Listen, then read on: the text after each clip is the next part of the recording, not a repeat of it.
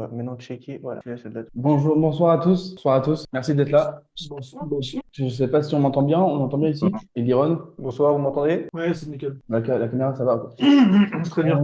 On va juste vite fait attendre quelques minutes, le temps que tout le monde puisse se connecter, même quelques instants. Donc bonsoir à tous. Donc je me présente, je suis Eliezer Deré, donc je suis étudiant à Business School. J'espère que tout le monde m'entend encore une fois. Vous pouvez réagir dans le chat. Donc simplement pour mettre le cadre, donc voilà, on va être sur un webinaire. Les questions que vous pouvez poser maintenant ou tout à l'heure, on va essayer d'y répondre avec M. Bladier à la fin du webinaire. Est-ce que voilà, donc je suis accompagné avec mon camarade Liron Somon, qui tu peux te présenter ou Voilà, donc moi, je me présente, Niron Somoun, étudiant à IAD Business School, donc, avec mon collègue ici présent. On voudrait juste savoir si tout le monde nous entend bien, si on nous voit bien, s'il n'y a pas trop d'écho. Tout est très bien. On n'a pas trop compris. Non, tout est bon. Enfin, tout est très bien. de mon côté, Ok, tout est bon. Je vous vois, je vous entends. ok, Très bien. super. Bon, on va pas tarder à commencer. Très bien. On attend encore quelques minutes que les dernières personnes rejoignent. Donc bonsoir à tous. On va donc commencer un peu le webinaire. Pour introduire un peu tout ça, on va vous expliquer un peu les partenaires aussi qui sont présents pour ce webinaire. On est en partenariat avec Tom's Guide.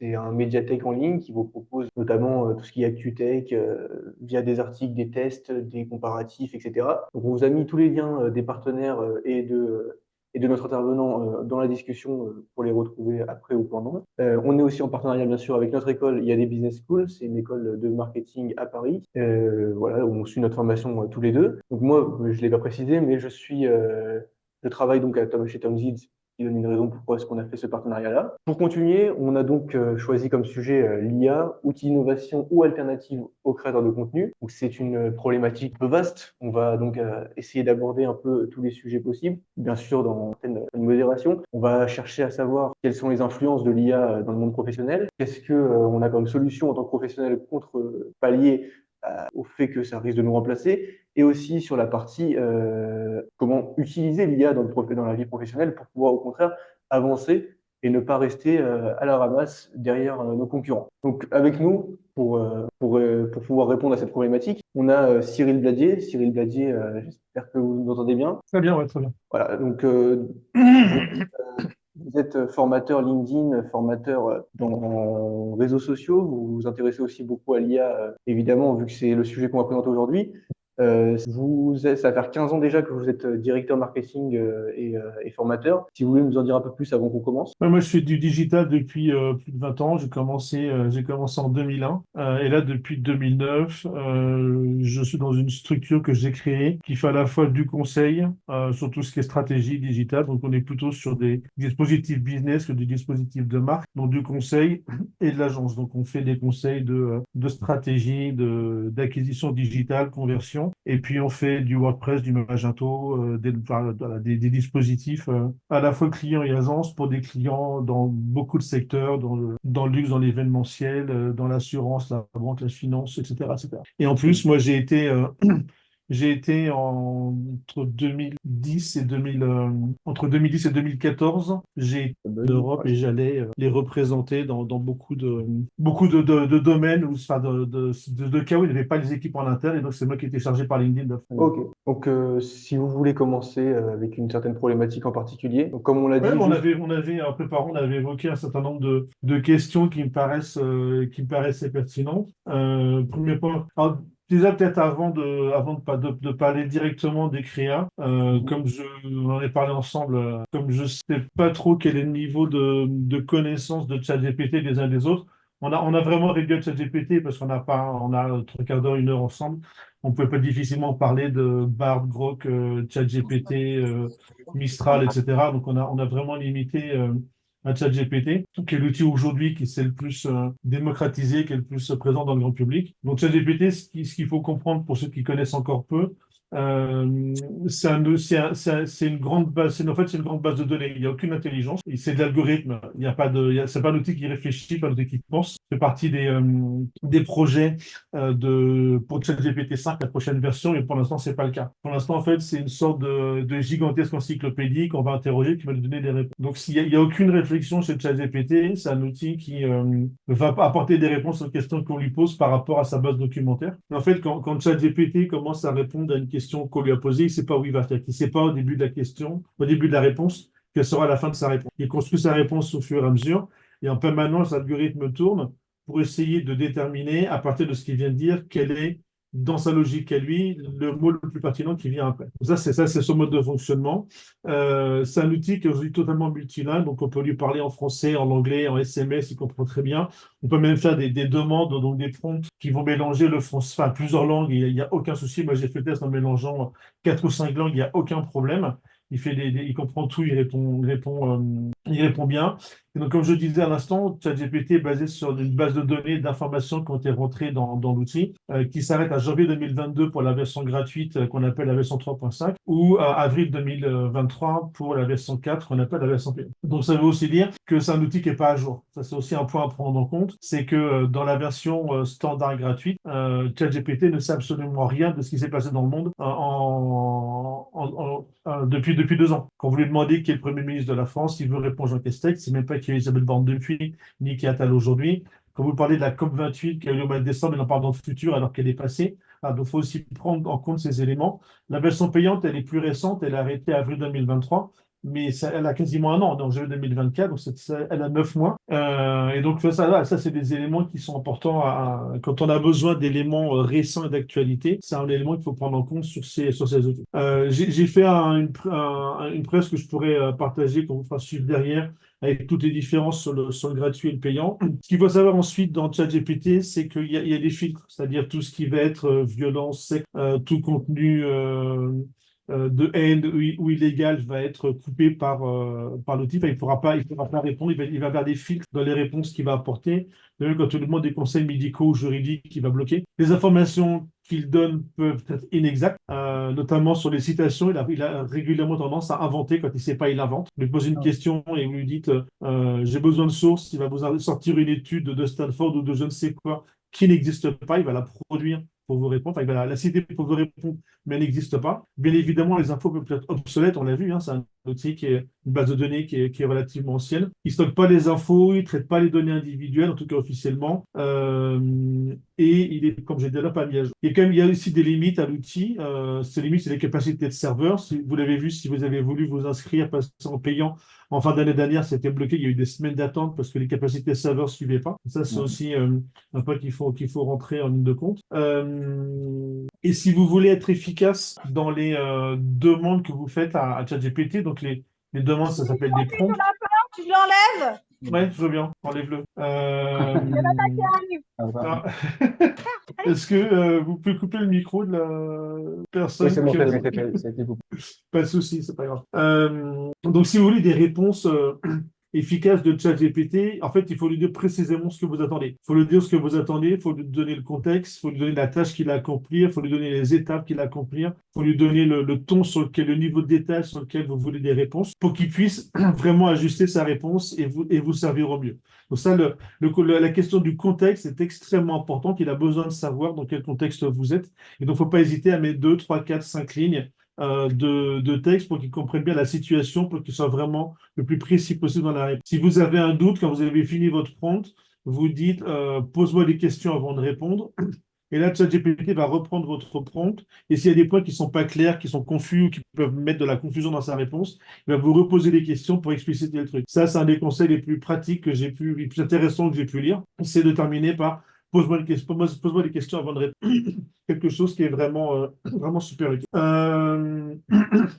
Avant de vous répondre, en fait, à chaque fois que ChatGPT fait une réponse, OpenAI, qui est la maison mère, a rentré des instructions que ChatGPT doit respecter. Et je pense que c'est intéressant pour vous, puisque ces instructions concernent essentiellement la création d'images. Donc, en création d'images, il y a tout un tas d'instructions qui sont prises en compte par ChatGPT, qui ne sont pas communiquées, on ne les connaît pas, sauf qu'elles ont été publiées au mois de décembre, et qui vont avoir un gros impact sur la réponse que ChatGPT va vous donner. Donc, ce qu'il faut comprendre, c'est que sur ces instructions, et là, prenez pas de notes, ceux qui veulent écrire, une fois de plus, c'est à la limite si j'ai le partage d'écran, je peux mettre le partage d'écran. Oui, Oui, normalement, attendez, je vous Moi, je autorise. suis bloqué dessus. Ouais, je vous doute, normalement, c'est bon. Ouais, il faut mettre co-animateur, ça doit être bon. Ah, nickel, super. Voilà, normalement, c'est bon. Voilà. Donc, hop, en plus, on verra pas trop ma tête en gros plan, ce qui est quand même pas top. Voilà, on va être fixé sur du contenu pertinent. Donc, comme vous le voyez, ça, en fait, j'ai repris, ça c'est copié-collé. J'ai pas interprété, j'ai pas traduit, j'ai repris copié-collé. Ça, c'est toutes les instructions qui sont prises en compte sans qu'on les voit par ChatGPT avant chaque réponse qu'il va faire. Donc, voilà, on lui rappelle que c'est ChatGPT, etc., que la base de données sur la version payante est à jour en avril 2023, la date du jour, donc moi j'ai fait cette impression d'écran le 6 décembre dernier. Il est basé sur du Python, ok, très bien. Et ensuite, on part sur la création d'images, donc DALL-E. Première instruction, si les instructions ne sont pas rentrées en anglais, il doit traduire. Donc on peut lui parler en français, en espagnol, en italien, c'est tout ce qu'on veut, mais lui va traduire. Il n'a pas le droit de créer d'images de politiciens ni de personnes publiques. Il ne peut pas créer d'images dans le style d'artiste dont la création est postérieure à 1912. Vous lui dites, fais-moi une création t'inspirant de Basquiat, Dali, qui vous voulez, il le fera pas. Si on lui demande, en fait, vous faites le test, il va remplacer le nom de l'artiste par des adjectifs qui reprennent son style. Donc, si vous dites, fais-moi une création à l'image 2, il va vous dire, ouais, je vais vous faire une création à l'image 2, et là, il va décrire des caractéristiques du style de l'artiste, mais il ne reprendra pas le nom d'artiste. Ensuite, on lui dit, toutes les personnes d'une occupation, et c'est bien marqué en majuscule dans les instructions, données ne doivent pas être du même genre ou de la même race. Concentrez-vous sur la création de scènes diverses, inclusives. Je pense que c'est ce type d'élément qui a fait fuir Elon Musk. Comme vous le savez peut-être, Elon Musk est un des cofondateurs d'OpenAI et il est parti en claquant à la porte et en critiquant les dérives wokistes de la plateforme. C'est pour reprendre les propos de Elon. Utiliser toutes les ascendances possibles avec une probabilité égale. Voici quelques exemples d'ascendance possibles: caucasien, hispanique, noir, moyen-orient, tal, sud-asiatique, blanc. Il faut savoir que la réglementation sur les... je ne sais pas quel est le mot utilisé, mais les traitements ethniques ou le ciblage ethnique en marketing est totalement interdit en France. Il est plutôt recommandé aux États-Unis, donc dans une culture très très différente. Quand vous rentrez dans les paramétrages de ciblage Facebook, vous ne pouvez pas cibler de manière ethnique en France, c'est bloqué. Aux États-Unis, c'est possible. Donc on est sur une logique qui est très très différente. Le rapport aux différentes caractéristiques ethniques, pas du tout le même, comme vous le savez peut-être, en France et aux États-Unis. Ne pas utiliser ni divers ni variés. Ne pas inclure de noms d'indices ou de références à des personnes réelles spécifiques ou des célébrités. Lorsque vous faites des substitutions, n'utilisez pas de titres éminents qui pourraient révéler l'identité de la personne. Par exemple, de dire président, premier ministre ou chancelier, dit politicien, de dire roi, reine, empereur, impératrice, dite figure publique, ou de dire pape, Dalai Lama, dite figure religieuse, et ainsi de suite. Ne nommez pas ou ne mentionnez pas directement ou indirectement des personnages protégés par les droits d'auteur. Réécrivez des prompts pour décrire un personnage spécifique, différent, avec une couleur spécifique, un style de cheveux ou une autre caractéristique visuelle définissante. Une fois de plus, ça peut surprendre ces instructions dans un contexte français. C'est un outil américain, comme je disais à l'instant. Les réglementations et les usages sont extrêmement différents entre les États-Unis et ce qu'on trouve ici en France. Et donc, ces instructions sont rentrées systématiquement, prises en compte systématiquement par ChatGPT avant de répondre. Et comme indiqué ici, ça ne concerne que la création d'images. Alors, comme j'ai dit tout à l'heure, quand il ne sait pas, il invente. Donc, moi, j'ai proposé un article. J'ai dit, qu'est-ce qui manque à l'article? Il me dit, il manque des études. Ben, j'ai dit, donne-moi des études. Il m'a répondu avec une étude de Stanford et une étude du Pew Research Center. Donc, Stanford, tout le monde le sait, ça existe. Le Pew Research Center, je ne connaissais pas, ça existe. Moi, les citations qu'il m'a données venant de ces études m'intéressaient. C'était pertinent dans mon article. Sauf qu'à la fin, je lui dis, est-ce que ces études existent vraiment ou pas? Et il me raconte qu'il n'a pas la capacité de confirmer ou pas l'existence et la véracité de ces études. Il n'a pas accès aux infos en temps réel et que si ces études sont réelles et qu'on souhaite vérifier les résultats, il faut consulter les publications d'origine. Donc ça, c'est la conférence que j'ai tout à l'heure. Quand il ne le sait pas, il invente. Ouais. Voilà, on va rentrer maintenant, parce qu'on a terminé ce sujet d'introduction, qui était un petit peu long pour ceux qui connaissaient déjà, mais qui est important pour ceux qui connaissent moins, sur la partie de la création, je dirais, enfin, la création artistique. Enfin, alors, dans ce que j'ai mis, j'ai pris la création en ce sens-là, ça peut être une création de contenu rendu rédactionnel, création d'images, vidéos, etc. Et en préparant cette session, on a réfléchi ensemble à un certain nombre de questions qui paraissaient pertinentes pour aborder ce sujet. Donc, sur le premier point, question créativité, moi je pense que, alors tout ce que je dis, c'est mon opinion perso, c'est pas forcément, ça reflète pas forcément des opinions majoritaires ou pas. On en sait rien, tout ça est extrêmement récent. ChatGPT, il y a 15 mois, personne n'en avait entendu parler. Donc voilà, c'est mon opinion perso sur le sujet. D'autres auront peut-être des visions un petit peu différentes. Moi, ce que je vois, c'est dans la question créativité, c'est que ça peut permettre, plutôt un point positif, beaucoup d'itérations, beaucoup d'expérimentations extrêmement rapides. Moi, c'est vrai qu'avant, je pouvais, pour des articles, solliciter un graphiste et avoir des pistes de travail. Maintenant, je peux en avoir 5, 10, 15, 20 très, très rapidement. Donc, ça va accélérer le processus et ça peut vraiment donner des idées extrêmement intéressantes qu'on n'aurait pas eu nécessairement. Donc ça, je trouve ça plutôt intéressant, surtout que, enfin, moi, je vois ça plutôt côté donneur d'ordre, hein, du côté agence qui fait bosser des freelances, des graphistes et des pros de la vidéo. Mais je pense qu'aussi, quand on est créa, ça peut permettre, quand on prend l'outil comme un allié plutôt que comme un ennemi, voilà, de s'ouvrir les chakras et d'expérimenter des choses nouvelles auxquelles on n'aurait pas forcément eu accès sans ces outils. Ça peut donner des inspirations, il est très bon pour donner des idées. Et là, mon conseil, comme j'ai dit tout à l'heure, c'est vraiment de contextualiser, c'est-à-dire donne-moi une idée pour telle chose, il va pas y arriver. Je suis dans tel contexte, voilà ce que je dois faire, voilà le résultat que j'attends. Donne-moi des idées, là, il va être beaucoup plus efficace. Donc, sur l'inspiration, je pense que c'est extrêmement intéressant. Comment personnaliser pour des audiences spécifiques? Ça peut arriver sur des créas vos clients demandent de vous adresser à une audience particulière. Et en fait, quand on ne la connaît pas, ChatGPT va être extrêmement intéressant puisqu'il pourra nous aider à mieux connaître cette audience, à savoir comment lui parler ou les choses qui peuvent lui plaire. Donc ça encore, je trouve que c'est plutôt assez positif. Mais vous verrez, dans l'ensemble, moi, je suis plutôt assez positif. Je vois plutôt l'IA comme un allié que comme un ennemi. Même moi, je fais du marketing et beaucoup de gens disent le marketing va être remplacé par ChatGPT. Je ne suis pas convaincu. Pour moi, c'est vraiment un assistant omniscient qui sait beaucoup de choses, qui va m'aider. Je vois plus vraiment ça comme un allié que comme un ennemi. Et j'ai essayé de donner des éléments qui vont plutôt en ce sens. D'accord. On peut aussi, ça c'est avec un peu de prospective, enfin penser transdisciplinarité avec des rapprochements entre art et médias, des nouvelles formes d'expression, des mélanges de genres et de concepts qu'on n'aurait pas eu nécessairement sans l'IA. Donc ça, je pense que du côté créativité, il y a un vrai plus avec ces outils. Sur l'originalité des œuvres, ça c'est assez compliqué puisque c'est très récent, hein, une fois de plus, ChatGPT, il y a 15 mois, personne ne connaissait. Bien évidemment, tous ces outils évoluent plus vite que les législations. Et en fait, la grosse problématique sur l'originalité des œuvres proposées par ChatGPT, c'est que ChatGPT, tout ce qu'il ressort, c'est des informations qu'on a rentrées dedans. Donc, nécessairement, il reprend les informations de sources qu'on lui a mises. Et c'est l'enjeu du débat actuel, il a peut-être suivi aux États-Unis entre OpenAI et donc Microsoft et New York Times. New York Times qui dit, toi, vous êtes gentil, mais en fait, on se rend compte que beaucoup de choses que vous ressentez viennent de chez nous. Alors, au final, ça représente 0,000X% de ChatGPT. Et clairement, la négociation est en cours. Il y a une procédure de New York Times contre OpenAI en disant, bah, mais si vous prenez nos données, il est logique qu'on soit rémunéré.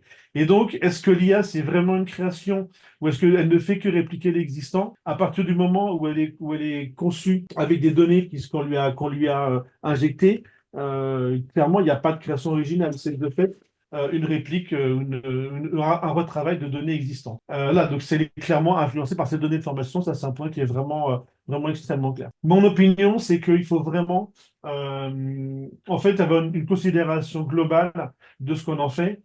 Et c'est un partenariat créatif entre l'IA et l'humain parce que le résultat qu'on va avoir va aussi être beaucoup lié aux instructions qu'on va lui donner, à la manière de rentrer les prompts, à une certaine forme de direction artistique qui là va nous être propre et va pas être le propre de la machine. Alors après, comment on distingue les deux et qu'est-ce que dans le résultat final et du ressort de ma direction artistique personnelle, qu'est-ce qui vient de l'outil? Ça, je pense que le débat est loin d'être flou, il est très ouvert aujourd'hui.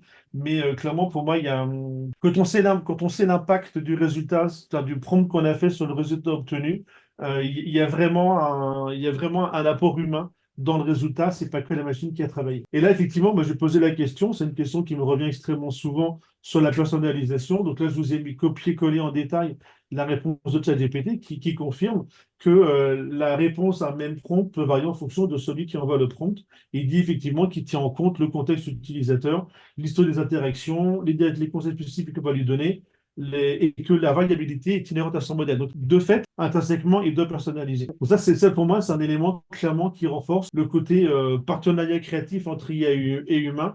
Le ChatGPT, en tout cas, je parle pour lui, peut-être d'autres, c'est un petit peu différent, et fait pour personnaliser ses réponses. Et donc, clairement, il y a de fait un impact dans la création finale. C'est pas que la création de la machine, il y a aussi un impact humain. Ça, je pense que c'est des éléments qui peuvent, vis-à-vis de clients ou donneurs d'ordre, qui vont vous dire, ouais, mais de toute façon, ce que tu as donné, c'est que le résultat de la machine. Non, c'est le résultat de la machine, c'est la question que je lui ai posée. Moi, je me suis posé la question quand j'ai commencé à intégrer ChatGPT dans mes accompagnements, voilà, dans les missions de mes clients, de dire est-ce que j'utilise ou pas. Est-ce qu'un client ne va pas me dire, écoute, t'es gentil Coco, mais en fait, c'est plutôt qui a fait le boulot, c'est ChatGPT, et donc tu me baisses ton devis de 30% parce que, en fait, c'est pas toi qui a fait le boulot. Et Mhm. donc, je me suis vraiment posé la question. Après, voilà, je suis un mec plutôt fondamentalement honnête, donc j'ai été totalement transparent là-dessus. Alors, au début, je l'ai dit, maintenant, je le revendique. Donc, en un an, mon discours a vraiment évolué. Maintenant, c'est clairement revendiqué et je le dis que j'utilise l'IA dans mes travaux. Au début, j'ai commencé à le dire, voilà, sans forcément mettre l'accent dessus. Et en fait, ce dont je me suis rendu compte, c'est que mes clients, qui sont plutôt des dirigeants, ont plutôt valorisé ça. C'est-à-dire qu'ils ont quelqu'un qui est super up-to-date, qui a intégré l'IA. Il y a un côté rassurant d'utiliser l'IA dans le travail qui va être fait. Et donc, moi, la crainte que j'avais en disant ça va être considéré par le client comme un remplacement de mon travail, non, il va plus ça comme une valeur ajoutée, comme une plus-value, le fait d'avoir quelqu'un en face d'eux qui a intégré ces outils dans son travail, il y a un côté plutôt rassurant. Ça, c'est vraiment le retour d'expérience que j'ai eu en un an voilà, sur cet outil. Ouais, ça c'est dans les éléments à mettre en valeur. Ça, c'est vraiment la carte à jouer quand on est créa. C'est la touche personnelle. C'est-à-dire que très, très clairement, la carte à jouer quand on est créatif, designer, web designer, graphiste, vidéo, etc., c'est la touche personnelle, la direction artistique. Et ça, je pense que c'est un outil, l'IA, qui va permettre de donner davantage de poids encore à tout ce qui est l'expression personnelle du créatif. Moi, je vois quand on fait appel à des graphistes ou des web designers pour les sites qu'on fait, parfois on a besoin d'un technicien. Donc, par exemple, quand on a bossé pour la comédie musicale Notre-Dame de Paris, il fallait qu'on ait un très bon technicien qui sache reproduire la cloche. Mais il fallait pas forcément quelqu'un qui fasse une création originale à partir de là. Le producteur voulait vraiment une reproduction extrêmement fidèle. Donc, il fallait, voilà, je dirais un bon technicien du graphisme, mais pas forcément un créa. En revanche, l'année dernière, j'ai bossé pour une marque de luxe. Et là, clairement, il fallait un créa. C'est-à-dire il y avait un brief, mais pas d'existant. Il fallait faire quelque chose. Et nous, c'est des prestations aujourd'hui différentes, qu'on valorise différemment, qui sont rémunérées différemment. En général, le créa est mieux rémunéré que le technicien, je dirais. Et je pense avec l'IA, c'est vraiment la carte à jouer, c'est de faire valoir son originalité, son style personnel, même si à l'assistance de l'IA, c'est le renforcement du branding personnel, de la valeur ajoutée personnelle, de la direction artistique très personnelle qu'on va rajouter sur l'IA. Et ça, c'est vraiment l'élément qu'il faut rajouter et qu'il faut intégrer dans sa démarche. Pour moi, c'est vraiment pour moi le cœur du sujet et un élément de différenciation et de résistance face à un client qui va dire, mais de toute façon, c'est l'IA qui fait tout le boulot. Non, c'est pas l'IA qui fait tout le boulot. La direction artistique, c'est moi qui l'ai fait, c'est pas l'IA. Et l'IA n'est pas en mesure de la faire. Donc pour moi, c'est vraiment une extension par remplacement des capacités humaines. Ça, je suis vraiment absolument convaincu du sujet. Après, je suis complètement déformé. Moi, je mène dans le digital depuis 20 ans. Euh, Vraiment totalement dedans depuis 2009 que j'ai ma boîte. Je fais que ça toute la journée. Donc, je suis un petit peu déformé par tous ces outils. Mais clairement, voilà, c'est la vision que j'en ai. Et en tant que créatif, vous restez le directeur artistique. Vous avez le contrôle final, vous avez la vision, vous avez votre style personnel. Et c'est vraiment ces éléments-là qu'il faut mettre en avant, faire valoir et valoriser dans les devis que vous allez faire, dans les créas que vous allez faire, dans les discours vis-à-vis de vos clients. Tout ce travail-là, c'est votre travail, c'est votre valeur ajoutée, c'est pas l'IA qui va le faire. Et le rendu sera bon et plaira aux clients, justement parce que personnellement, vous maîtrisez ces points-là et qui ne sont pas gérés par l'IA. Pour moi, c'est vraiment des arguments de négociation et d'argumentation qui sont extrêmement forts. Alors, quels impacts ça peut avoir sur l'emploi salarié? Bah, clairement, ça va automatiser des tâches répétitives. Donc, il y aura peut-être moins de demandes sur des tâches routinières. Ça, c'est assez clair. C'est sûr qu'aujourd'hui, moi, pour les illustrations d'articles de blog hebdomadaires, bah, je n'ai plus appel à des graphistes, c'est de la créa IA. Alors, le problème, c'est que, parce que ça va très vite, pas besoin de faire de brief, j'ai un rendu immédiat, zéro budget, donc c'est vrai que c'est extrêmement intéressant. Après, c'est vrai qu'on a toujours les images dans le même style IA, qui est quand même pas extraordinaire et qui se repère de très loin.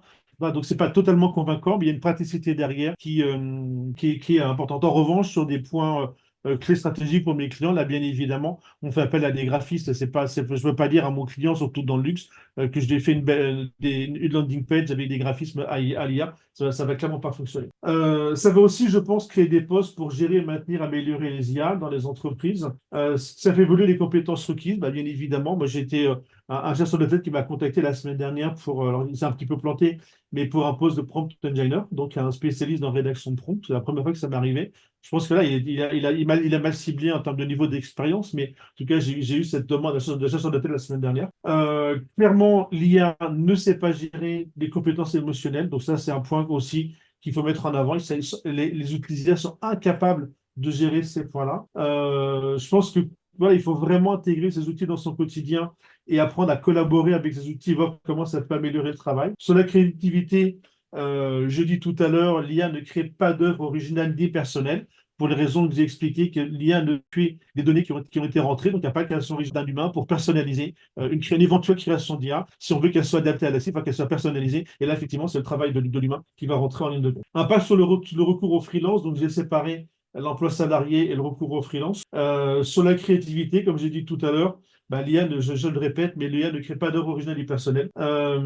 Vous gardez la direction artistique, elle va surtout jouer un rôle dans la production. Après, c'est sûr qu'il peut y avoir, pour les freelances, une pression sur les prix, une pression sur la concurrence. Mais c'est là, on en revient au point tout à l'heure, que ça va être important et vital pour moi de se différencier sur la qualité, l'originalité, le style personnel. Pour moi, c'est vraiment le point.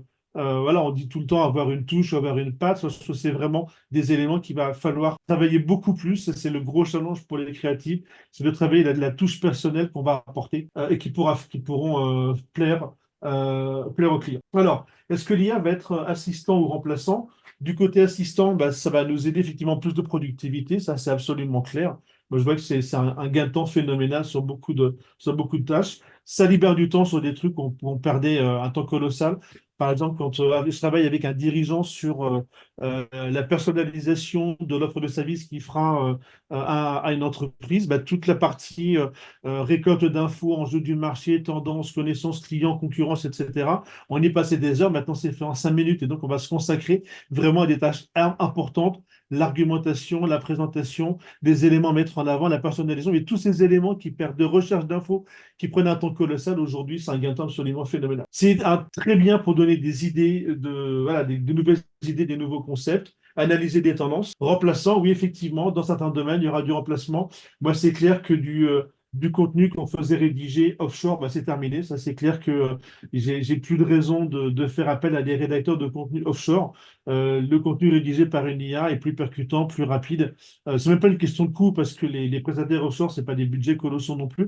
Donc, c'est vraiment pas une question de budget, c'est une question de praticité, c'est une question d'expertise, c'est une question de moins d'erreurs de style, moins d'erreurs de grammaire. Il n'y a pas de correction derrière à apporter, donc c'est vraiment un gain de temps absolument un gain de temps phénoménal. Et c'est clair que malheureusement, chez plusieurs clients, les rédacteurs, rédactrices offshore avec lesquels ils bossaient à Maurice, Madagascar, c'est clair que pour ces profils-là, c'est vraiment beaucoup plus compliqué. Ils Ça, c'est seront sûrement absolument. remplacés dans quelques années, vous pensez? Ah ben moi, j'ai plusieurs clients qui ont complètement coupé ces budgets et on a reçu des messages, certaines qui étaient embauchées à plein temps par nos clients en disant, mais vous n'avez rien pour nous. Bah, non, non, en fait, pour produire du contenu, alors je rentre un peu sur des techniques, sur des PBN, donc des blogs alternatifs pour bosser le booster de référencement, donc du contenu qui a pas besoin d'être indexé par Google, qui est juste là pour booster le référencement d'un site. Bah, tout ce contenu-là, avant, il fallait que je fasse un brief, que je forme, que je dise ce que je veux, que le contenu soit produit. Parfois, il fallait plusieurs jours pour qu'il soit produit. Quand ça venait, il fallait que je relise, c'était un temps colossal. Et en plus, je payais. Là, maintenant, je rentre le prompt dans ChatGPT, j'ai la réponse en 30 secondes. Donc ça, effectivement, ouais, c'est très compliqué pour ces tâches qui étaient un gain de temps, mais sans réelle valeur ajoutée technique et professionnelle et sectorielle. C'est vrai qu'il y a vraiment une nécessité de se réinventer chez tous ces profils. Le métier qui pourrait Euh, en découler, si on veut, le métier qui pourrait en découler serait plutôt le fait que ces personnes-là, justement, puissent générer eux-mêmes les prompts et commencent à se former à ce niveau-là. Ouais, effectivement, d'être souvent des services de prompt engineering. Pourquoi pas? Effectivement, c'est une idée. Mais la limite, quand même, c'est que pour moi, la connaissance de base à maîtriser pour utiliser ChatGPT, c'est une très bonne maîtrise de la langue dans laquelle on rédige son prompt, quelle que soit la langue, soit du français, de l'anglais ou n'importe quelle langue.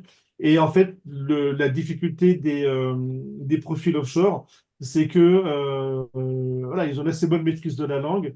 Il y a beaucoup d'erreurs de style. Il y a un marquage local très fort dans les expressions utilisées. même quand c'est de l'écrit, c'est des tournures de phrases qu'on n'a absolument pas dans le pays du client. Et ça peut jouer, ça peut avoir une incidence sur la qualité des prompts. Donc, même c'est une possibilité, mais même ça, c'est pas forcément évident d'y arriver derrière. Mais effectivement, c'est une possibilité clairement à travailler c'est un conseil qu'effectivement on peut leur donner. Donc, c'est vrai qu'il y a un risque, dans certains cas, de remplacement de certaines compétences. Il y a un Mhm. risque très clair de standardisation, ça c'est absolument évident que dans des publications, notamment sur les réseaux sociaux qui sont faites par l'IA, on les reconnaît tout de suite, enfin, les contenus SEO blog, on les retrouve très très rapidement également, alors que la création humaine, par définition, elle est individuelle et unique. Donc ça, c'est un point qui est intéressant. Moins de demandes pour des tâches simples. Et ma conclusion, c'est qu'il est plus efficace comme assistant et je vois pas forcément. Voilà. En tout cas, comme assistant, c'est super efficace. Autre point qu'on a évoqué, c'est sur les droits d'auteur. Alors ça, c'est un vrai sujet, là encore, en cours de beaucoup de débats. Sur la définition de la propriété des œuvres créées par IA. Je pense que vis-à-vis des clients, comme je disais tout à l'heure, il faut être assez transparent sur l'usage de l'IA dans son travail. Et ensuite, la difficulté sur la propriété intellectuelle, c'est qu'il n'y a pas de cas légal uniforme sur tous les pays. Il y a des règles par pays, par outil. C'est-à-dire que non seulement il y a la réglementation française ou américaine ou européenne qui peut être différente, mais en plus, il y a les règlements spécifiques de l'outil dans ces conditions générales qui vont autoriser ou certaines choses ou pas. Donc, c'est vraiment une complexité extrême. Ça voudrait dire que non seulement il faut avoir connaissance du pays dans lequel on exerce, mais en plus, de dire voilà quelles sont les conditions générales de Mistral, de Bard, de Grok, de ChatGPT, de machin, pour savoir quelle est la propriété. Donc c'est pas évident de savoir où on en est. En général, aujourd'hui, on considère que l'œuvre appartient à la personne ou à l'entreprise qui a utilisé l'IA pour la créer. C'est la considération actuelle. Mais surtout, en général, c'est du domaine public. Donc, c'est assez compliqué de venir dire j'ai créé cette image ou cette bannière ou cette photo via une IA, elle m'appartient, si quelqu'un l'utilise, il me doit des droits d'auteur. C'est encore pas gagné quand même. Même s'il y a la touche personnelle sur le prompt qu'on a fait pour arriver au résultat, pour l'instant, en tout cas, c'est un flou artistique total et il n'y a aucune règle uniforme. Ça commence à arriver, mais clairement, c'est pas la priorité. Enfin, j'imagine que si le Parlement en France se penche sur la propriété intellectuelle des œuvres créées sur ChatGPT, voilà, je pense qu'il y a d'autres priorités de traiter à l'Assemblée que de traiter ces sujets-là. Donc, c'est clairement pas, je pense, une priorité aujourd'hui. Effectivement. Ouais, dans les limites de l'exercice, il y a parfois une difficulté à vraiment traduire toutes les intentions créatives dans les outils, ce qui peut sauver le travail humain. Il y a un style très très marqué, hein, on le voit dans toutes les bannières qui circulent sur les réseaux sociaux, même si c'est très bien fait, même si ça s'améliore. Pour On l'instant, il y reconnaît. a encore un marqueur IA qui est très très fort. Et au moment, c'est tellement utilisé, c'est tellement facile qu'il risque d'y avoir une saturation à un moment donné, je pense, très probablement. Nécessité bien évidemment de se former. Et pour l'avenir, clairement, intégration croissante de ces outils dans notre quotidien. L'IA va s'améliorer. Alors, j'ai pas eu le temps de creuser parce que j'ai vu l'actu sortir qu'il y a une heure. Il y a une interview de Sam Altman, donc le patron d'OpenAI par Bill Gates, qui est sorti et qui commence à circuler justement sur sa vision, les limites de ChatGPT 5. J'ai vu ça il y a une heure chez moi, j'ai pas eu le temps de l'intégrer. Mais chose, si vous cherchez l'interview de Sam Altman par Bill Gates, il y aura des choses assez intéressantes. Voilà, j'ai D'ailleurs, beaucoup parlé pendant une d'ailleurs, demi-heure si avec ça vous mon intéresse, débit à 300 km/h et j'ai un peu foncé sur tout le sujet pour couvrir tout ce qu'on s'était dit. Maintenant, s'il y a des questions sur un point ou l'autre, par chat ou juste un par... petit commentaire. voilà, comme vous voulez. Un petit commentaire, si vous voulez, par rapport à ce que vous venez de parler, par rapport à l'interview de Sam Altman, qui a déroulé il y a une heure. Si vous voulez, sur Tom's Guide, ils viennent d'en faire un article, Ah donc ça bah, peut ils être sont rapides. intéressant aussi à lire. Voilà, donc tout est lié, si on veut. Donc, si des gens ont des questions, on va regarder le chat pour voir si Un cas de on a. conseil médical erroné par un algorithme. Alors, il y a une question, alors j'en vois une, alors peut-être pas forcément dans l'ordre. Avec tout est fonctionnel, parfait. Je vais poser une question. Alors, est-ce qu'un conseil médical erroné par un algorithme d'intelligence artificielle qui est un support à la responsabilité et un dommage à un résultat? Alors, ça, c'est ce que j'ai mis tout au départ. En tout cas, sur ChatGPT. Comme vous le voyez ici, pas de conseils médicaux juridiques. Et même parfois, quand vous le demandez sur un litige, un conseil juridique, il va vous répondre qu'il ne donne pas de conseil juridique. Donc, moi, ça m'est arrivé de devoir lui dire, j'ai bien compris que tu ne donnais pas de conseil juridique, néanmoins, je dois préparer les éléments avec mon avocat, donc aide-moi à mieux comprendre la situation. Mais non, sinon, il n'y a pas de conseils médicaux ou juridiques. Donc, il va avec beaucoup de précautions et des conseils très basiques, mais il n'y aura pas de conseils très fermes en disant, vous avez ça, donc c'est ça. Il va vous dire, ça peut être ça, c'est des signes d'eux, c'est des caractéristiques d'eux, ce que vous direz n'importe quel blog ou site médical, mais que bien évidemment, faut conseiller un médecin. Donc non, il y a pas trop, en tout cas, sur ChatGPT, il n'y a pas trop de tests là-dessus. Sur Grok, qui est un peu différent, qui a moins de filtres, ce sera peut-être que le truc d'Elon Musk sera peut-être un petit peu différent.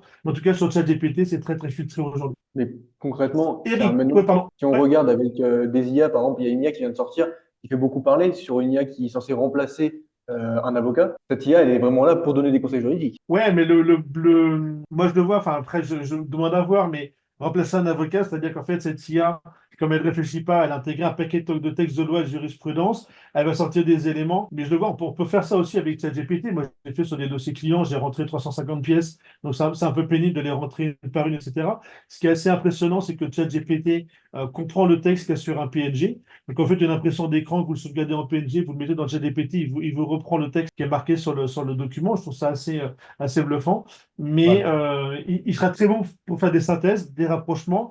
Maintenant, sur l'argumentation à développer très spécifiquement dans un cas en fonction des réponses de la partie adverse, ouais, je demande à voir l'outil. Je suis pas prêt, je pense, d'avoir un outil qui va remplacer un avocat. Vraiment, sur la partie conseil et stratégie de défense, je suis pas convaincu du truc. Mais en revanche, sur la partie relis-moi ce compte rendu de cours d'appel et donne-moi les éléments clés. Ça, oui, effectivement, il sera super efficace, on va gagner beaucoup de temps. Eric, est-ce qu'il n'y a Effectivement. pas un risque de dévalorisation du contenu? Mais si, totalement, Eric, vous avez entièrement raison. J'en ai parlé tout à l'heure à la fin de la presse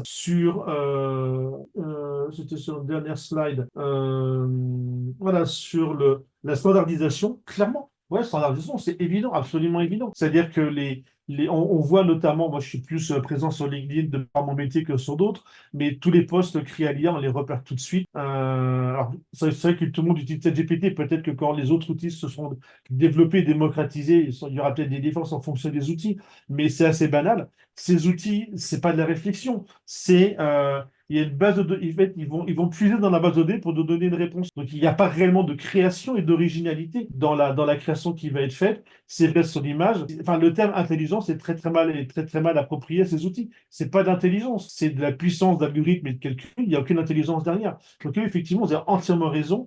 Il y a un risque de dévalorisation du contenu. C'est pour ça que, en préparant, j'ai beaucoup mis l'accent sur la direction artistique, la personnalisation, l'unicité de la création humaine, qui sont des éléments forts, mais que en tant que créa, vos contacts décideurs ou donneurs d'ordre n'auront pas suffisamment intégré ou pris en compte, et sur lesquels il va falloir argumenter pour valoriser votre travail. En disant, voilà, en insistant sur les côtés négatifs de standardisation, de peu de différenciation, de tout le monde fait la même chose et vous allez être un de plus dans la masse. Et il y aura beaucoup plus de contenu produit, donc ça va nécessiter ça va renforcer la nécessité d'être unique dans ce qu'on dit pour être totalement différent des autres. Et là, clairement, le créa a un rôle à jouer. Donc pour moi, ouais, clairement, c'est un des vrais challenges et une des vraies opportunités aussi pour tous les créas.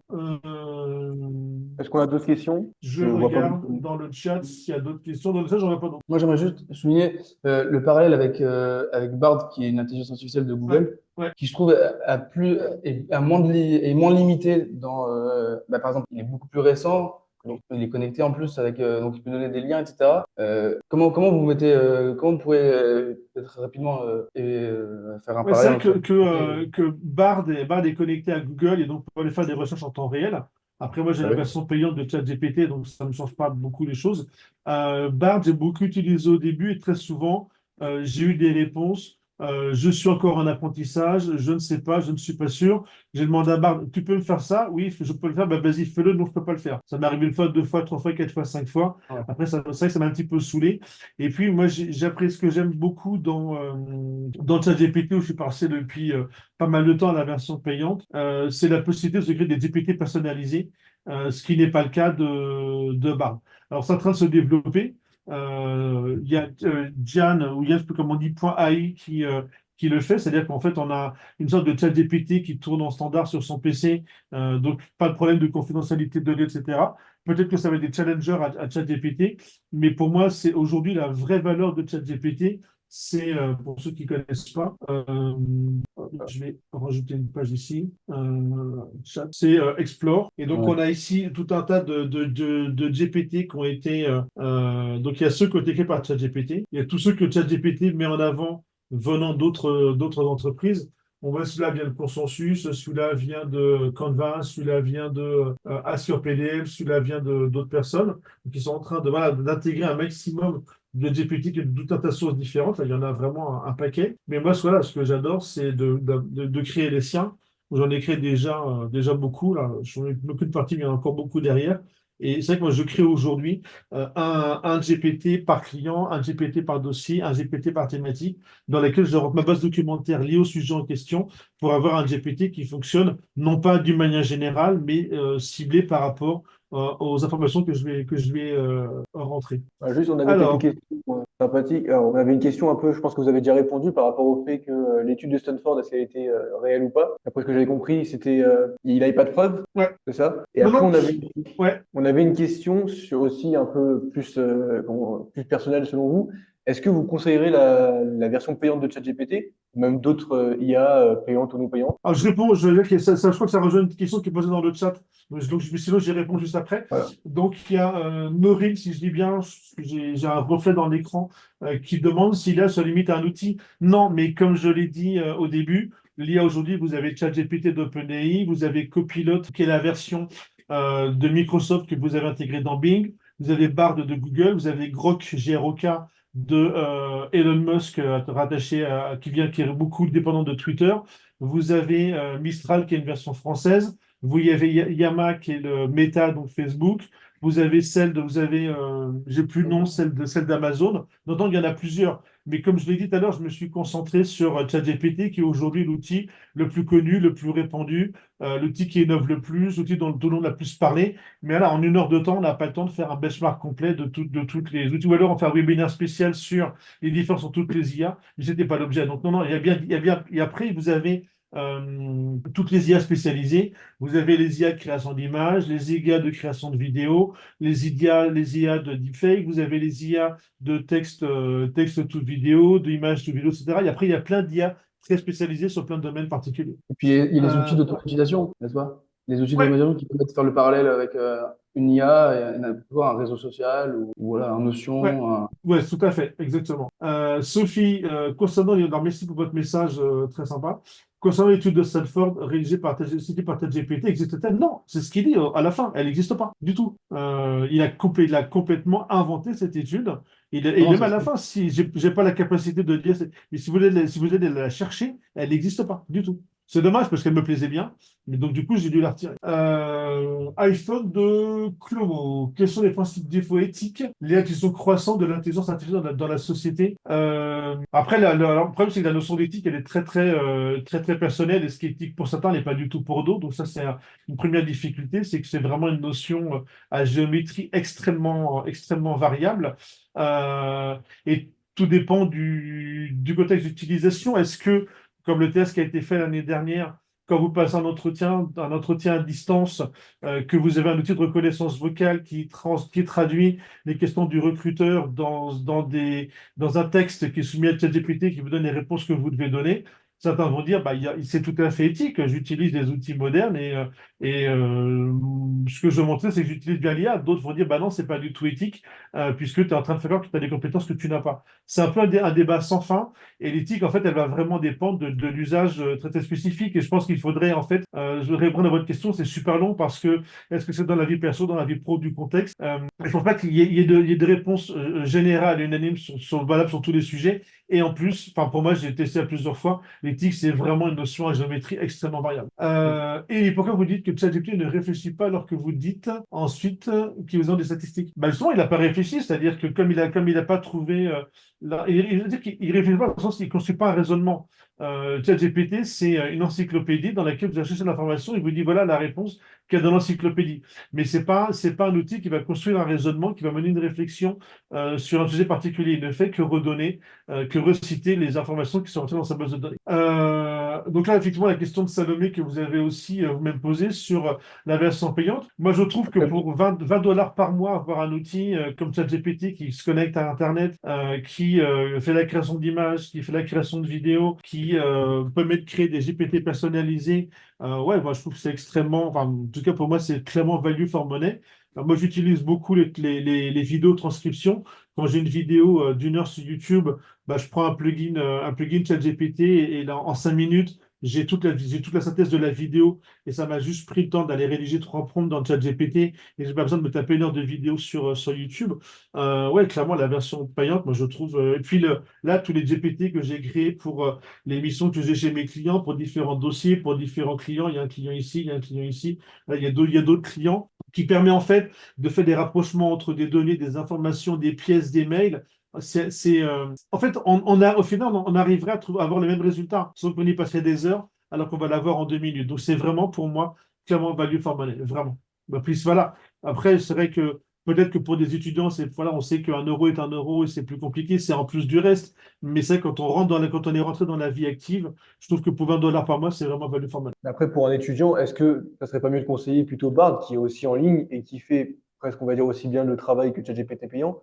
On va dire, Ouais, par mais exemple, tout à fait, bien évidemment, pour certains travaux, mais pour moi, la vraie valeur ajoutée, qui est vraiment d'avoir un GPT personnalisé sur son cas perso, peut-être que, alors ce que j'ai pu comprendre, c'est Mistral, donc qui est l'outil français, qui est encore pas, je pense pas ouvert à tout le monde, mais qui devrait y arriver, qui est au niveau de ChatGPT 3.5, il n'est pas au niveau de ChatGPT 4 encore, mais là, effectivement, on peut avoir quelque chose de personnalisé, gratuit, et où Yann.ai, je crois qu'il y a aussi qu'il y a une vocation open source. Et ça va se développer. Peut-être que l'open source va se développer. Et de toute façon, même pour un étudiant, la version 3.5 de ChatGPT est gratuite. Donc, il y a beaucoup à faire. Mais je pense qu'il y a vraiment, enfin, pour moi le plus du payant, c'est vraiment les GPT personnalisés. C'est pas l'accès à Internet, parce qu'effectivement, il y a barre. ok. Euh, Autre voilà. question, mais nos données sont-elles réellement, Ethan, il n'y a pas la fin de il y a pas la fin de la question.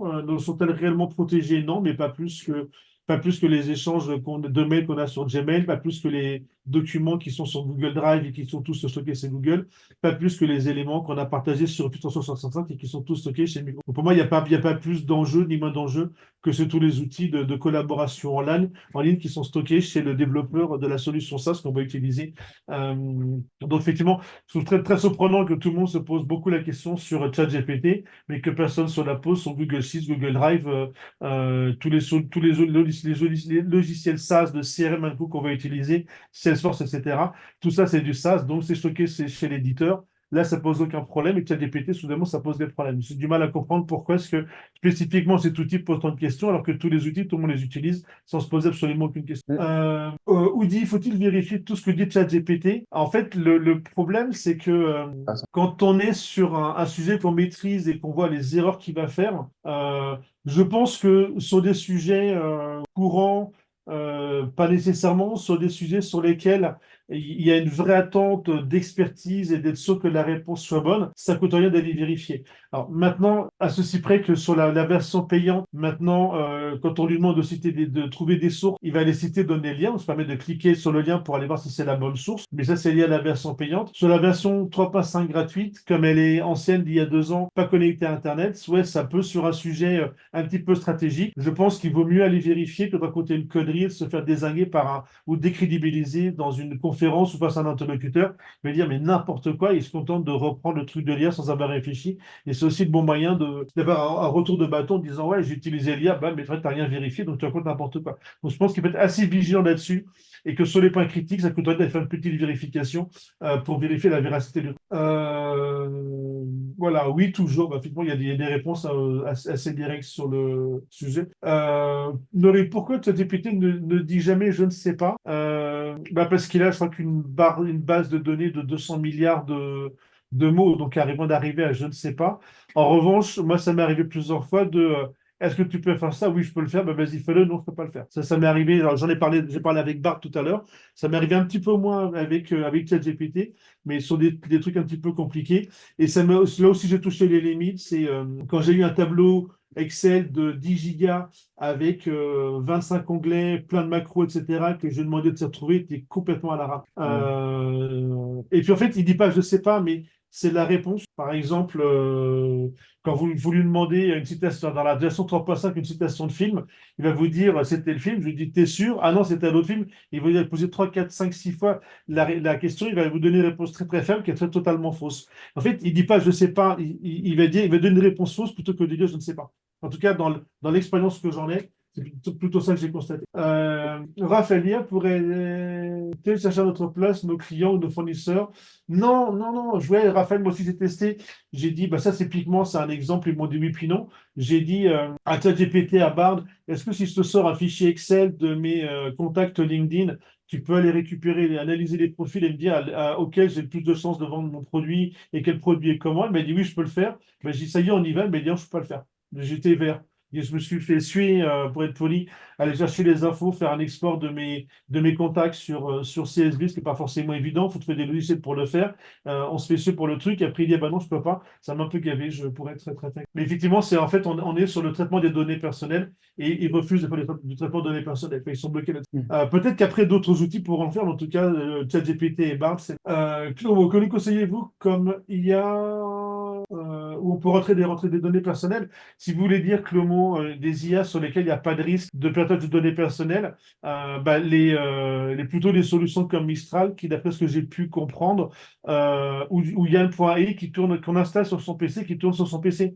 Et quand c'est non plus une solution SaaS ou en ligne, mais un logiciel que vous installez sur votre machine, peut-être que il y a moins de soucis de protection des données. Et donc, je crois qu'il y a Yann, Jan.ai, qui permet de le faire, et Mistral, qui est la solution française, mais je ne sais pas trop si c'est encore accessible à tout le monde ou si c'est en version bêta, si tout le monde y a accès facilement. Je n'ai pas testé récemment. Ethan, nos données sont-elles réellement protégées? Non. Quand on lui pose des questions, non, je pense que alors, si c'est les chiffres officiels d'une entreprise, il va les retrouver avec bien évidemment la limite de la mise à jour de sa base de données. Mais non, réellement protégé, j'y crois pas une seconde, même s'ils disent que c'est le cas, on sait très bien comment ça se passe, hein. Et hormis, en fait, au-delà de l'outil lui-même, il y a aussi tous les risques de piratage. On sait très bien que, alors je n'ai pas tous les réseaux en tête, mais LinkedIn a été plusieurs fois piraté avec un paquet de données qui ont circulé. Donc, au-delà même de la protection de données ou pas de l'outil, l'usage qu'ils vont en faire, moi, ça m'a toujours fait marrer. Facebook, vous allez sur Facebook, vous quittez Facebook, vous supprimez votre compte,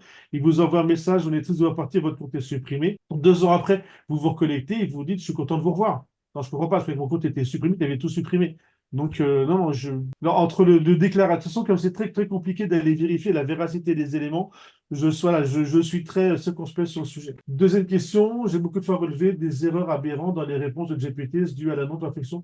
Je pense effectivement, moi, j'ai peu de réponses aberrantes avec la version payante. C'est vrai que depuis que je suis passé, les seules fois en fait où j'utilise la version gratuite, c'est que j'ai trop utilisé la version payante et qui me rabat sur la version gratuite. C'est-à-dire qu'au bout d'un moment, quand on est sur 3.5, sur la version 4, comme vous le voyez ici, il y a une limite de 40 messages en 3 heures. Donc quand on utilise de manière trop intensive, dans un premier temps, il nous bloque pendant 1 heure. Donc on est redégradé sur la version 3.5. Et sinon, et la deuxième fois, si on recommence, on est bloqué beaucoup plus longtemps. Et là, on n'a pas le choix, il faut passer sur la version 3.5. Et voilà, donc du coup, j'y suis relativement peu confronté. Sur la version payante, des erreurs aberrantes, ça ne m'est pas arrivé. Et il y a des tests qui ont été faits en fin d'année dernière sur le taux d'erreur ou de véracité des informations. Je crois qu'en fin d'année dernière, sur ChatGPT, on était à 96 ou 97%. Donc, on est à 3% d'erreur dans ce qu'il transmet sur la version payante et de mémoire. Mais ça, il faudrait vérifier. Big Ratten ChatGPT 4, je ne sais pas, Ellie, si c'est vraiment ChatGPT 4 ou si Copilot, ce n'est pas une version adaptée. C'est à vérifier. Je ne serais pas formé sur le sujet, mais peut-être que vous le savez mieux que moi.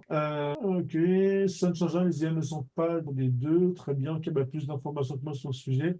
Et voilà, il n'y a pas d'autres questions. Ah là, ah bah, j'ai j'adore.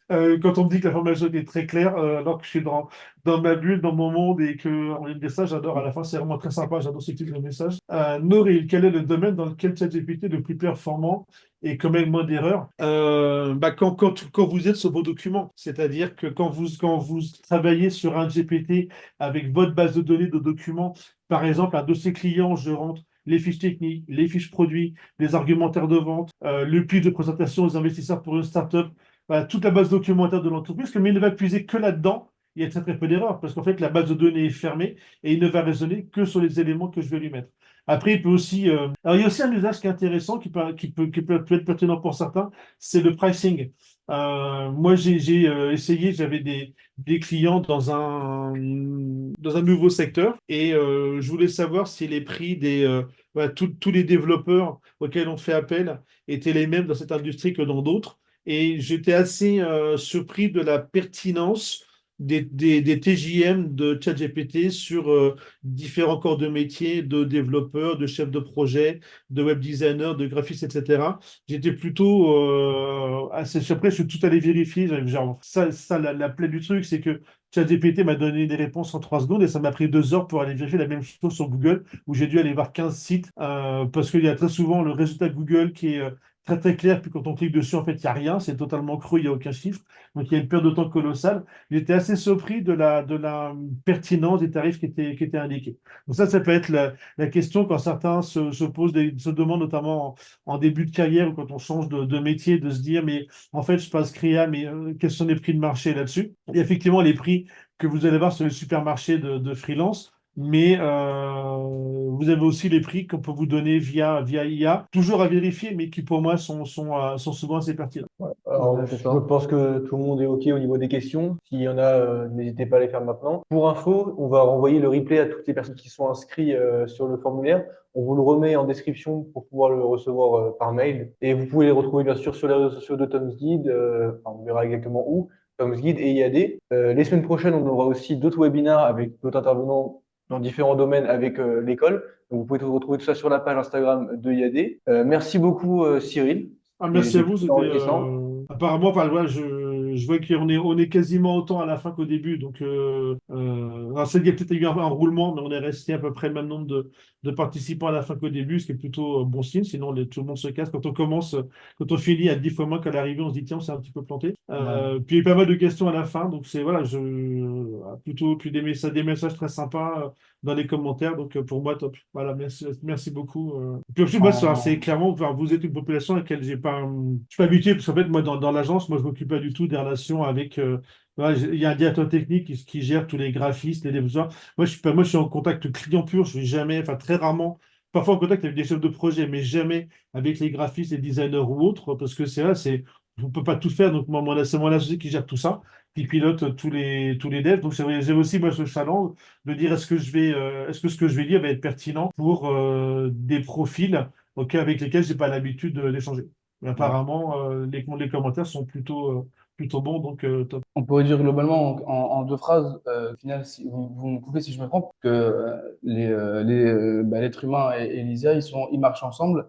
Et voilà, sans l'autre, ils sont un petit peu limités. Et voilà, si on les regroupe les deux, ça fait quelque chose d'assez beau et on peut Oui, profiter et tirer mais il profit faut du pas, faut pas, faut pas, faut pas hésiter à lui poser des questions. Je truc. suis un graphiste freelance. Comment peux-tu m'aider plutôt que de me remplacer et que je suis obligé de, il va corriger la faute, c'est pas grave, obligé de choisir un autre. Très souvent, enfin moi je vois, non, enfin, je suis plus, comme j'adore, plus sur LinkedIn, mais j'ai beaucoup de posts qui sont publiés sur ChatGPT fonctionne comme ci ou comme ça. Il suffit juste de lui poser la question. Il ne faut pas se compliquer la life et aller lire le post d'un Gugus qui n'y connaît absolument rien, qui a repris un truc d'un Américain qui l'a mal traduit, mal compris et qui rebalance n'importe quoi. Ouais, j'ai la solution, machin. Non, quand on se pose des questions, il faut lui demander. C'est vrai On pose qu'effectivement, la on question. n'a pas le réflexe d'aller chercher à ChatGPT pour qu'il nous dise qu'est-ce qu'il sait faire. Généralement, on cherche des infos Si, ailleurs. comment tu peux m'aider? Moi, il y a eu il y a quelques semaines, avait été annoncé le premier plan de licenciement à cause de l'IA dans un centre d'appel. Ok, très bien, moi j'ai fait le truc. Je suis directeur général d'un centre d'appel. Mes clients me disent que tu vas me remplacer, qu'ils n'ont plus besoin de moi. Comment est-ce que je peux leur expliquer que tu peux m'aider et ne pas me remplacer? Voilà. Donc et là, voilà, et là, il continue de répondre. Premier point, deuxième point, troisième point, quatrième point, cinquième point, septième point, septième point. Et puis on peut lui dire qu'on n'est pas d'accord, qu'on en veut plus, qu'on veut autre chose, d'expliciter, ça je comprends pas, ça, etc., etc. Donc faut pas hésiter à lui poser des questions, de lui dire, mais comment est-ce que tu vas me remplacer? Comment est-ce que j'évite que tu me remplaces? Comment je peux valoriser avec mes clients le fait de t'utiliser? Faut lui poser la question, il va vous répondre. Donc, un peu la chose à retenir, on va dire maintenant, si on veut, c'est vraiment prendre le réflexe de demander directement à l'intéressé, Ouais, on va dire ouais, l'IA, ouais, au lieu ouais. d'aller chercher un peu ailleurs des gens qui ne s'y connaissent pas forcément. Exactement. Comme une Surtout que recherche Google, au final. les plus grandes gueules ne sont pas forcément ceux qui s'y connaissent le mieux. Voilà. Enfin, même d'ailleurs, voilà, plutôt l'inverse en général. Ok. Bon, bah, en tout cas, merci beaucoup à tous. On a un petit peu explosé le timing qui était prévu, mais si les gens sont restés, c'est que c'était pertinent et c'est ce qui compte. Bah, Bah merci oui, beaucoup de m'avoir merci. contacté. Je sais pas trop comment vous m'avez trouvé sur LinkedIn, mais en tout cas, c'est bien tombé. Moi, j'ai Ouais. beaucoup apprécié l'exercice. Et en plus, avec vous, Merci. comme j'ai dit tout à l'heure, comme j'ai dit dans nos échanges, ça a été super fluide. Enfin, on s'est pas pris la tête. On a échangé. Vous êtes super réactifs. Vous répondez super vite. On n'a pas pris la tête pendant des heures et des heures avec tout un tas de questions compliquées. Non, c'est un plaisir Autant de de bosser compliments. comme ça parce que voilà, on fait ça en plus du reste et un peu sous facilité de travail plutôt que de venir dire ah ouais, mais en plus, et je veux ça, et je veux ça, et je veux ça, il faut faire ça. Donc vraiment super fluide, c'était top. Merci beaucoup. Bah, merci à vous, hein, Merci à déjà. vous. Ouais. Vous avez aussi répondu très rapidement. On s'attendait pas à une telle réactivité aussi. Ah, mais je dis ouais à tout le monde, mais le nombre d'étudiants qui depuis 10 ans me disent je fais un mémoire sur tel sujet, est-ce que je peux vous interviewer? J'ai jamais dit non à personne, jamais, jamais, jamais, jamais. Je suis cité Très dans un appréciable. nombre de mémoires d'étudiants d'école de commerce impressionnant. Ah, et puis il y a une question additionnelle, j'ai vu, je crois, non?